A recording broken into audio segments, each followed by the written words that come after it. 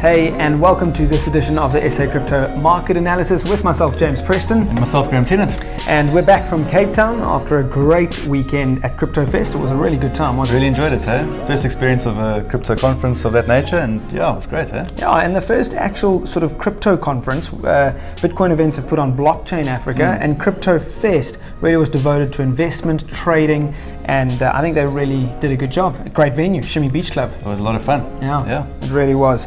Apologies for last week not having an episode out. I had a couple of meetings in Cape Town. Graham was bushed from all the speaking that he did. So we're back into the flow now, but it's looking like not much happened in the markets anyway. Yeah, when we take a time off, we structured very strategically to make sure the price doesn't do anything while we're away. Yeah, if only, Graham. So this edition is proudly brought to you by Altcoin Trader. You can get a whole host of cryptocurrencies in South African rands and even trade a digital version of gold and silver backed by real world assets. Check them out, Altcoin Trader.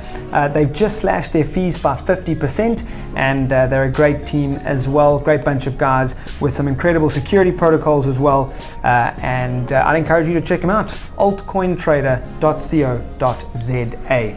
Now, Graham, we're really not seeing much in terms of movement. The volatility is right down. Take us through what you're seeing and what you're expecting. Cool. So as you know, when your volatility contracts, that's when we can expect to get a highly impulsive move one way or another. So this is the time to start getting your charts open and paying some attention. Okay. When your general person's falling asleep and saying that Bitcoin's dead. So this is the 3-day chart, and if we have a look at the bigger time frame, we can see that it looks like Bitcoin's kind of finding its new home around the 10,000 level. So I've highlighted the 10,000 level in this red dashed line, and you can see that every time we kind of peak over the top or dip underneath, we quite quickly then move back up around that 10,000 level. So that's its new comfortable place that it's finding, almost like an equilibrium. And we have threatened to move to the upside or to the downside, but it's never really materialized into anything other than a pullback into that zone. So for now, we're very neatly sitting between a flat level of support at around the 9,500 level, which is a very important level of support, and this descending trend line. And we're sitting very neatly in there. We're going low volatility, so I'm waiting for an impulsive move either to the upside or maybe slightly more high probability to the downside. And that's what I'm seeing right now. Let's move on to this week's question of the week. It comes from Saurav, and Saurav asks, what time frame do you foresee the alt season coming, if at all? Sure. So look, alts have been something that we haven't spoken about for some time. Just because they've been in such a horrible, destructive bear market for the evaluations. And I think just to put it into context, I mean, this is a Fibonacci retracement drawn on the altcoin market cap. So this is the crypto market cap excluding Bitcoin. Right. And you can see that we only managed to take back around 23.6% of that of the move from the top to the bottom. That's the full extent of the peak, which was in June, of the market cap we were able to take back from that move. And if you compare that to Bitcoin, Bitcoin was a lot more productive in that time, and it took back around 60% of its market cap from top to bottom. So we can see that's where it topped out there, and that was around the middle of June. So we can see the difference. Currently it's just under 50%, right? Yeah. So, and we can see again that this 38.2% level is acting as that important support at 9,500. So that's the importance of your Fibonacci levels that you can also use to assist you in your trading. But it just shows you the contrast. And crypto Twitter's got quite excited about altcoins and calling bottoms, and I think that you can try to be the hero and call the bottom, but so I'm reluctant to call the bottom.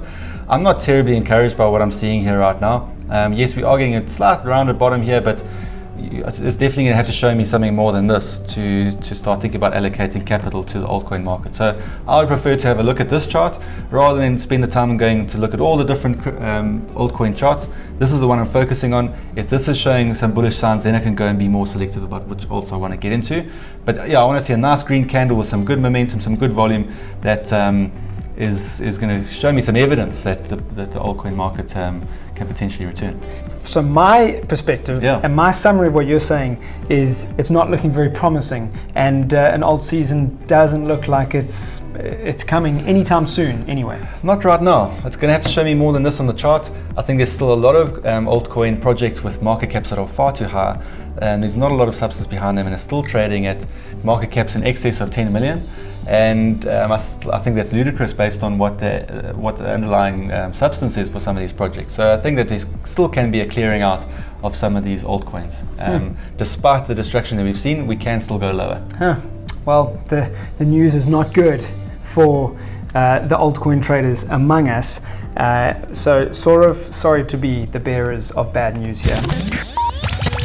Okay, so guys, just quickly to jump in on the video here and on this week's episode, we were a bit delayed in editing the episode, and a whole 16 hours later we've seen a 7% jump in alts, which of course is applicable to our question about alt season. So Graham, just take us through this chart you've made this morning, which is now Wednesday morning. Do you stand by what you said yesterday? Yes, so I mean we have had a bit of action in the alts, especially Ripple. That's been the star performer. But yeah, I think I still stand by what I said yesterday, where the alt market still has a little bit to do for us to kind of declare it as alt season. So if we do look at this little chart that we're going to send through, there is a head and shoulders pattern, which is a bearish pattern, and this latest rally is now testing that neckline, and it's also running into some significant resistance. So yeah, it's still got a bit of work to do to get through that area of resistance and to essentially make this head and shoulders pattern irrelevant, and then we can reassess. But for now, yeah, I'm just not convinced that this is the start. I may well be wrong, and this could be potentially the start. But right now, I need to see more until I'm putting my bullish hat on.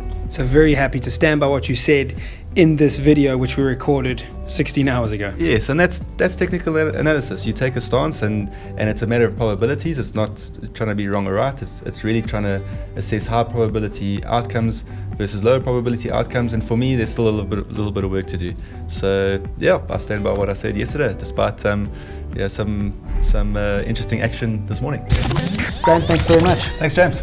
So this episode proudly brought to you by Altcoin Trader, and even though the news isn't great for altcoins, you can still trade Bitcoin, you can trade silver, gold, and you can try your luck in some of the others. And of course, you can use Altcoin Trader to buy and sell other cryptocurrencies, which you can then send internationally to other wallets around the world, which makes cryptocurrencies such a fantastic alternative to the traditional financial system.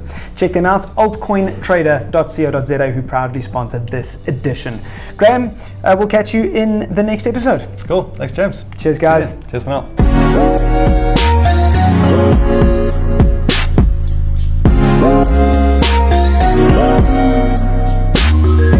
SA Crypto is not a registered financial advisory, and the information provided in this market analysis is for informational purposes only. Each audience member is responsible for their own financial decisions, and SA Crypto cannot be held responsible for any decisions made by those within its audience. SA Crypto strongly encourages all audience members to consult a professional and registered financial advisor before making any financial decisions.